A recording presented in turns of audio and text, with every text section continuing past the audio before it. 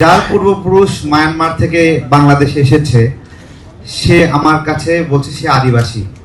তো আদিবাসী শব্দটা একটা সেন্সিটিভ শব্দ। কতটা সেন্সিটিভ, যখন আপনি পরে আসা কাউকে আদিবাসী বলবেন তখন যারা আগে থেকে আসে তাদেরকেই অতিথি বানায় দেওয়া হয়, যে তারা আমরা আসলে তাহলে কারা।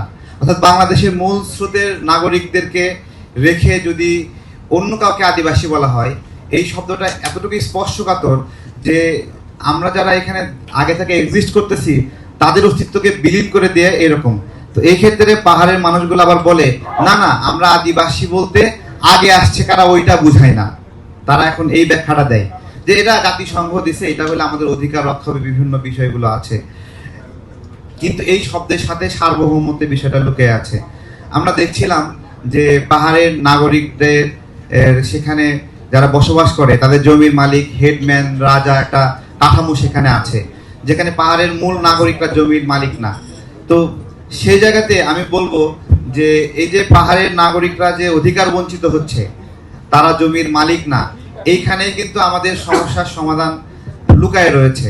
যে আমরা বলছি না যে বাঙালিরা জমি কিনতে পারে না, তো আপনারা যতক্ষণ না পর্যন্ত নাগরিক পর্যায়ে মালিকানা না দিবেন, যখন এটা রাজার কাছে হস্তগত রাখবেন, হেডম্যানের কাছে রাখবেন, ততক্ষণ পর্যন্ত কিন্তু তারা কিন্তু জমি, তারা ঐচ্ছিকভাবে আমরা যেরকম জমি কেনা বেচা করি, পাহাড়ের মানুষরা ততক্ষণ পর্যন্ত জমি কেনা বেচা করতে পারবে না।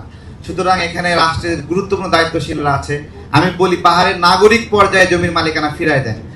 আমরা জমির মালিকানা আমাদের বাপদাদারা কবে পেয়েছে? সেই জমিদারি আমলে যখন রহিত হয়েছে তখন থেকে আমরা জমির মালিক হয়েছি। আমার প্রশ্ন হলো পাহাড়ের নাগরিকরা জমির মালিকানা পাচ্ছে না কেন? এর মধ্যে একটা সমস্যার সমাধান আছে বলে আমি মনে করি। আরেকটা বিষয় যে আমাদের এখানে সেনাবাহিনীর বিষয়ে যে কথাটা আসে, এটা তারা বক্তব্যের সুযোগ পেলেই বলে যে সেনা হটাও, সেনা হটাও। তো আমাদের বাংলাদেশের সেনাবাহিনী সারা বিশ্বের সব জায়গায় গিয়ে শান্তি প্রতিষ্ঠা করছে, সেখানে এই সেনাবাহিনী নাকি পাহাড়ে শান্তি প্রতিষ্ঠা করতে পারছে না। কি অদ্ভুত দাবি! আমাদের সেনাবাহিনী দুনিয়ায় শান্তি বার্তা দিচ্ছে কিন্তু পাহাড়ে শান্তি বার্তা দিতে পারছে না, অথচ এখানে আমাদের কত সেনা সদস্য মারা গেছে।